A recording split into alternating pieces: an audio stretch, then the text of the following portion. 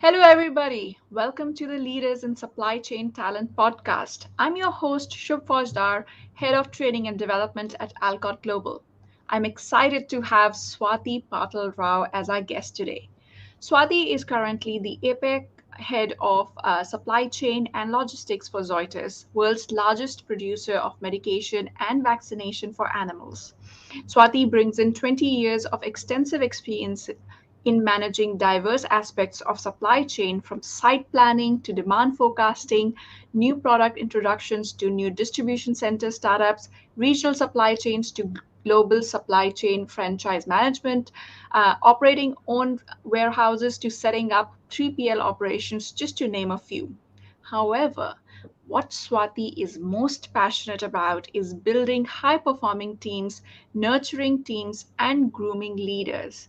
Prior to joining Zoetis, Swati spent 14 plus years with Procter and Gamble, working both in India and Singapore. Welcome to the podcast, Swati. Delighted to have you here. Thank you, Shuk, for having me. Very happy to be here with you today. Great. So, Swati, you've covered all aspects of supply chain, and of course, as we mentioned, one of your big driving force has been building high-performing teams, and having that whole leadership attitude around you.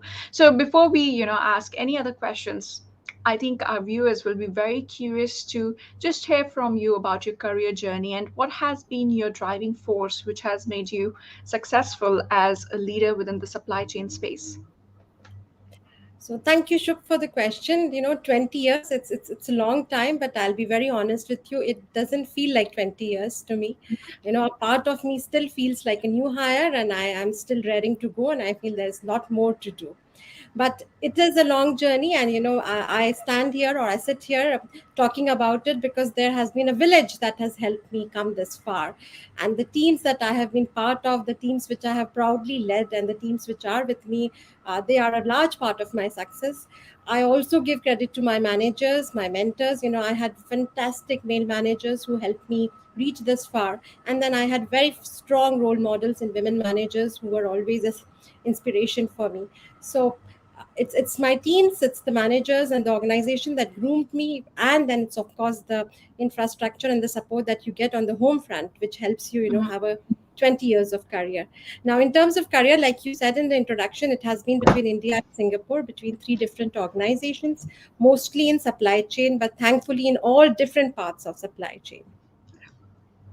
Yeah, great. And I think you've touched up on a few pointers, and I will be exploring them in detail. But one of your specialty, Swati, has been high-performing teams, and I've had the pleasure of witnessing firsthand through our collaboration earlier this year on how invested you are in your team's growth.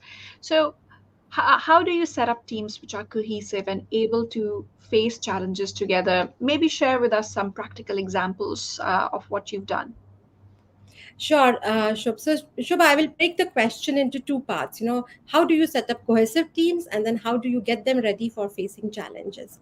Now, cohesive is a very, very important word. For very simplicity, it is how the teams gel together. So, the first part of having a cohesive team is to have a team, and how do you build a team? The important thing is the analogy that I always use is that a team is like your palm, right? None of the fingers are of the same length. But they all are important, right? They help us get a very strong fist together, or a very solid handshake. Though in COVID times we don't do that anymore, but that is what making team is. You don't need your clones to be there. You need people who are cultural, multi generational, who come from different backgrounds, different nationalities, bring in different experiences to the table, because now that is what enriches us together as a team. So it's very important for a leader to understand, not to have your clones, but to have a diverse team on the table. Once you get the team together, now the main job is, or the main task is, to really bind them all together. And how do you bind them together? It is really by having one common goal or one common purpose towards which we are all working. Even if we are the supply chain team, we sit with so many different disciplines within supply chain. It might look like our measures are all conflicting, but if there is one common goal that we are working towards, then it feels like, yes, we are taking different ways, but it is all leading up to one destination.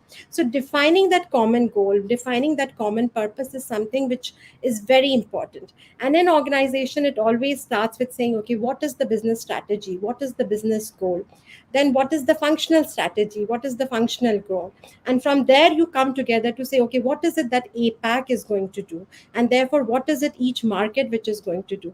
So if I ask you to go and talk to anybody in my team today, they will be able to tell you that what work they have done today and how that is going to contribute to their managers deliverables, and hence to the deliverables of the APAC organization, and therefore to what our CEO is trying to achieve. So having that clarity on why we are all together and how our ways are different but our destination is the same is the cohesiveness, or is the glue that binds a very multicultural, geographically dispersed team together. So that's the first part of the question, which is about what have I done in building a cohesive team. When it comes to preparing them for challenges, I think that's uh, a journey which has to start much before the challenges come. You cannot be building the bridge and crossing the river. You have to prepare for it earlier. And in my case, I talk of very specific example. December 2019, just before COVID hit us, it was a period when we do closing of the year. We were doing everybody's performance review, seeking feedback. I spoke to the whole of my organization through one-on-ones, and one of the constant feedback that I heard from them was that there's a lot of firefighting which is happening, and there's a lot of crises which are happening. And that is something which is very true for APAC. At that point of time, we were fighting bushfires in one market, we had earthquakes happening, we had floods happening, we had typhoons going on, there was a volcanic eruption which happened in Philippines. So it is true that somehow APAC has been amidst different kinds of crisis since a long period of time, right? In animal health industry, we have dealt with some of the most worst disease impacted. African swine fever really impacted us very strongly between 2018 and 2019. So this common theme of we have been in crisis, we need to do something differently, and I could see that my team was feeling helpless. And when I tried to understand what is it that is making them helpless, the thing which they told me was, I spend disproportionate amount of my time trying to solve the crisis, to do that firefighting, and I'm worried that my day-to-day core job, the bread and butter processes are all getting impacted because of it. So this is where it came to me that we need to have a plan B mindset now, right? We need to identify what is it that keeps us running, and how do we operationalize it, how do we make it little bit of an autopilot, so that when crises come up, we know that these mission critical processes will keep going on, and therefore we have the bandwidth as well as the physical time to really address the crisis. So we created this whole a roadmap of systems and processes. We had one person in the region own it for rest of the market, so there was a lot of reapplication which happened, sharing which happened. But when crisis started coming in, the teams already knew that the mission critical processes or bread and butter processes are going to move forward. We will have to now bandwidth to focus on the crisis, accept it and acknowledge it, and then keep moving forward with it. So it's a long answer, but I hope it helps. Yeah, absolutely. And look, it's a very valid point, and I'm so glad that you've broken it down to the steps, because it's very easy to talk about just the high level concepts of have a goal, and these are things which we've read in the books. But you've given us very concrete examples of what was happening and how your team prepared. And I have to commend you. I'm not sure if I've told you in our previous interactions, but when we were working together, you knew exactly where your team needed support, what kind of training, and it was just so good to see somebody who was so in tune with the requirements and needs of their team and wanted to offer all the resources available. So that's a great job which you've done Thank as a you. leader, and I could Right, feel that. mindful. Thank you. Yeah. Good. So, look, most mid-sized organizations do not have huge learning and development teams or HR support. So, how do you do colleague development in such situations? So yes, you have hit the nail right. The small organizations or mid-sized organizations do not have the the luxury of having big support teams around them to build capability. But capability is the most important thing. And if I look back on my career, not having something is not the end, it is actually the beginning. Once you have the awareness that we need this, then like they say in a very cliched way, where there's will there is a way. So if I talk about my experience with my organization, we went through a big transformation in 2015 2016, and those years were like the brick and mortar years, trying to build that organization, getting the supply chains to be stable, meeting our demand. Once we were able to establish a reliable system, we realized that how do we now keep growing that organization. And that's where learning and development was where we started focusing on. Now, because we didn't have a big support available, the first thing we did was to really tap in what was available internally. So, working with our commercial partners, one Mhm. of the important skills for supply chain is business acumen. And why do you need a training? You actually need a general manager to come and talk to you about the business, the challenges they face. Maybe you need to shadow one of your sales manager to go and see how a sale happens, the challenges they face when you are on back orders. So we started working first internally. Then we realized, do we really know what do our people need to be successful in supply chain? And it was such a fundamental question that what skills are needed. And that's where we worked. We put a team together. We started saying, okay, let's pull together what are the skills needed to be successful from a softer standpoint, from a technical standpoint. That led into developing an assessment metrics. And today we actually have a learning portal now that we have developed, where trainings are available, something very similar to an in-house Khan Academy where colleagues can go. So there's an internal journey that you can do. But the important part is that today we don't need to reinvent the wheel all by ourselves. There are very important partners available outside, similar to how Alcott Global and your team was, where I was able to find that I have the specific need about, the ability to tell stories for supply chain leaders. Sometimes supply chain is always told, you guys confuse us with your jargons. When you can't convince, you just tell us these jargons.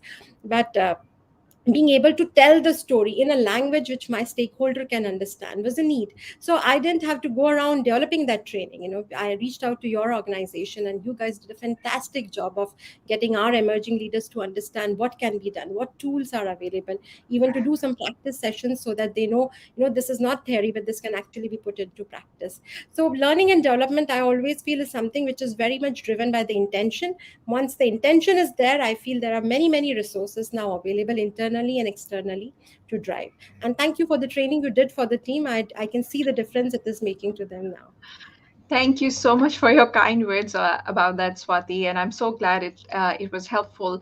And it's such a good experience to hear from you how you helped your team develop, got them to shadow people in commercial. Because one of the issues when we're talking to supply chain leaders, supply chain global executives, they feel that we need to come together as supply chain organization instead of working in silos. So I think it was such a fantastic step to understand what the customer needs and then what each of the team needs, and then create the whole framework from there. So I'm already so excited for your team because they've got the right support, and maybe that's why Zoetis is recognized as one of the largest leaders, because the people are being developed in the right way. So kudos on that.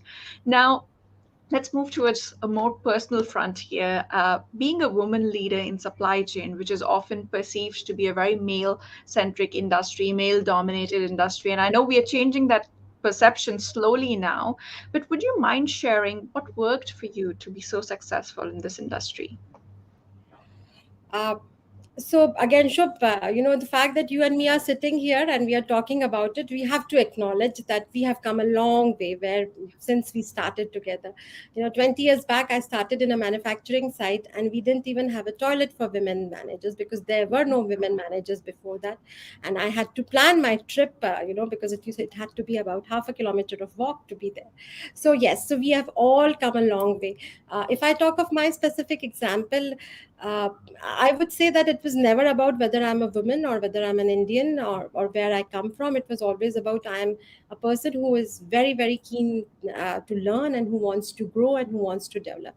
So I don't think I ever saw myself to be in a place of advantage because I'm a woman, or at a disadvantage because I'm a woman. I that you know, for the want of better word, that thought was not there. It was just about I want to be, contributing. I want to be learning. I want to give my 100% best. So that's the first, first phase of my career where I was so driven about learning and exploring and doing the things that I always wanted to do.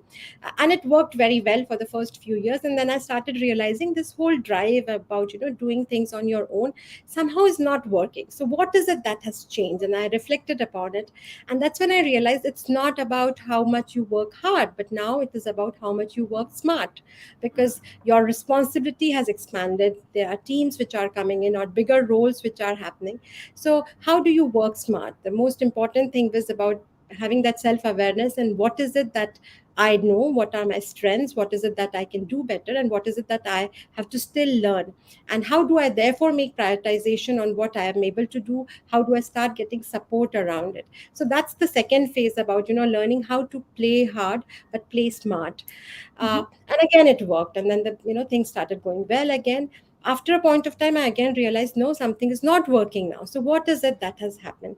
And that point of time, I realized that it is really the fact that I can't do it all alone now, right? I need a support system.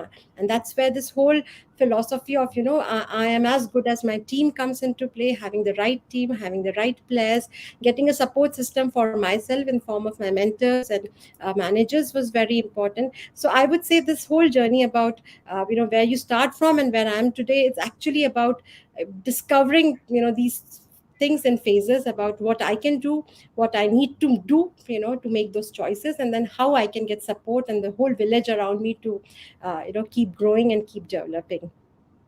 Yeah, and I think that's very critical to realize for your career development or leadership development, that at a certain stage something will work, but then you'll reach a sort of a plateau, and if you Correct. don't change the strategy, the methodology you've applied to get to this level, you're not going to go past to the next milestone, which is what a lot of people end up missing. They think if working hard has worked for them and made them reach a certain level, then they can continue doing that and then go to the next level. So it's wonderful that you've broken it down into so many different levels.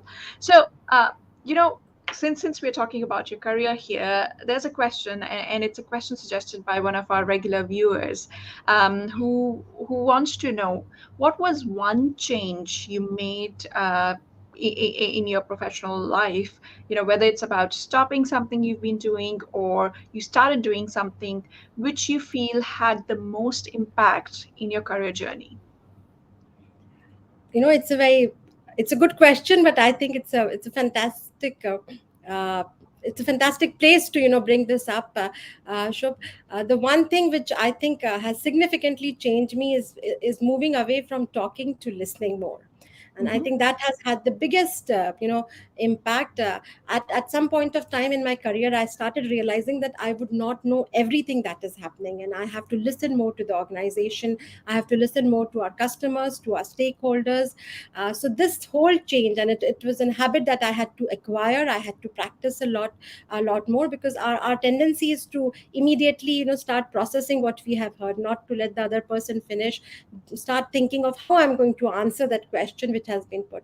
So being able to listen to the organization, and you talked somewhere about being able to understand what are their exact precise needs. I think that all goes back to being able to sit back and listen and give them that environment or ambience where they can express their thoughts or their concerns. So I really feel one skill which I have developed over the years, which has helped me, is being able to listen to the organization with empathy and without judgment and without any let me say criticism, just listening to people what they want to tell you. Wonderful. Thank you for sharing that. And to our viewers, I would like to encourage you to ask your questions. You've got this opportunity to get the answer directly from Swati. So make sure you write your questions in the comment, or anything specifically you want to touch base on.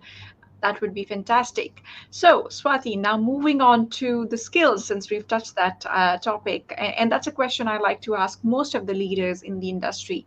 According to you, which skills, both technical and soft skills, would you think are most important for a professional to get into senior level leadership roles?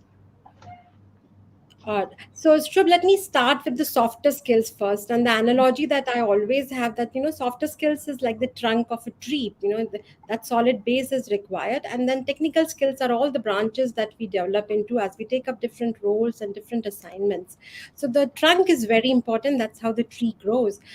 And for me, the softer skill, the one that is the most important is the learning agility, as we call it, your ability to learn at whichever stage in your career are, whether you are a new hire or whether you are closer to your retirement. I think the learning never stops. So Mhm. your ability to learn and to be open minded about that things are evolving. I don't know everything, but that is a starting point. I can always learn if I don't know. So learning is very important.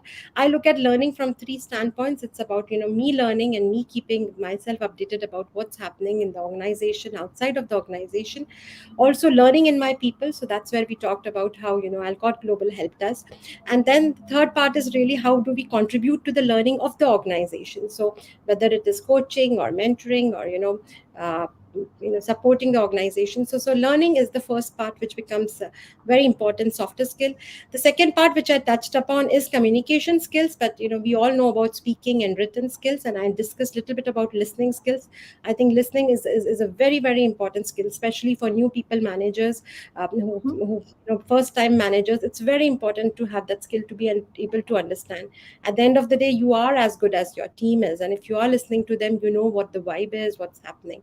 And the third part, which I say it in my words, which is about connecting the dots. In supply chain or in any other function, you get exposed to so much of information, so much of data. I mean, honestly, data is one thing which is not in dearth. There's abundance of data. So your ability to pick up the right information, to piece it all together, so that that picture is clear, that big picture or the puzzle pieces are all together, is very important. And whether Mhm. you are in middle management level or senior management level, that is where it makes a difference between being a good manager and a great manager or a great leader. So that's the part on softer skills. Now again, we are supply chain, we have to do technical work. So having domain expertise is very important, knowing what you are doing, the area that you are in. One of my first managers in my first job, he said something to me which has stayed on with me for 20 years. And that was, do something so well that nobody else knows it better than you. So that's something which has stayed on with me. If I am a planner, I should know my work and my portfolio and my models, no, better than anyone else who knows it. So being that domain expertise is extremely important. The second part, which is very, very important, is business acumen. I was very happy to see when you put the introduction that you put it as a business leader. That is how we should see ourselves to be. We are here because the business is there, and it's important for us to understand the business and understand why we are doing and what we are doing. So building that business acumen and being able to translate business needs into what I have to do or what my function has to do is a very important skill. Last but not the least, again, I would say team building and being able to work in teams. Collaboration is important. You are never successful alone. You always need a ecosystem around you. So building that ecosystem, respecting it, and then growing with it is something that I would say is important. Fantastic. So, Swati, what advice would you give to people entering workforce to be able to have an exciting career like yourself? So, I understand the skills, everything you've taught, but any piece of advice for them? An advice which I would have loved to get when I started my career. So I'm just going to say that, Shubh, uh, it is important. And when we start our careers, maybe it is we are young and raring to go, but at the end of the day, career is a marathon. It is not Mm-hmm. 100-meter race. So that one assignment and that one promotion and that one location for which we fuss and we are grumpy is not the end of the world. There are viewers, I'm sure, who must be nodding. There are some friends of mine I know, and we have all been culprit of this. We have all been stuck over there. But that is something that is important to understand. The destination is important, but you have to enjoy the journey. And how do you enjoy the journey? I think it is important to have that curious mindset, or explore horizontally the opportunities available, explore vertically what's available, explore very intentionally, explore very, very open mindedly, because that is where you will figure out. We might sometimes feel we know what we want, but it is sometimes going into that unknown, stepping outside of our comfort zone, which helps us, discover, oh, we are really capable of this, and maybe this is something I really want to do, and I really like. So that is, something I'll leave the viewers with, that it's important to not, think of it as a rat race, or think of it as a marathon. Build your strength, and then, give yourself an opportunity to explore all that is there on offer.